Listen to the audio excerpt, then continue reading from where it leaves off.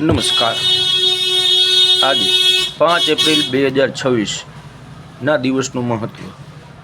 આજે રાષ્ટ્રીય દરિયા દિવસ નેશનલ મેરીટાઈમ ડે ઉજવવામાં આવે છે.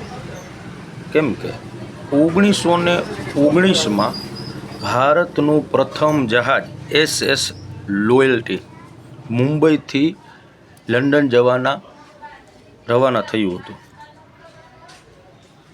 1930માં આજના દિવસે ઐતિહાસિક ઘટના જે છે આપણે બધાને ખ્યાલ જ છે, દાંડી કૂચ પૂર્ણ કરીને આજના દિવસે નવસારીના દાંડી ગામે ગાંધીજી સાંજે પહોંચ્યા હતા અને બીજા જ દિવસે 6 એપ્રિલે તેમણે મીઠાનો કાયદો તોડ્યો અને સન 1979માં ભારતના પ્રથમ નૌકાદળ સંગ્રહાલયની મુંબઈમાં સ્થાપના કરવામાં આવી હતી.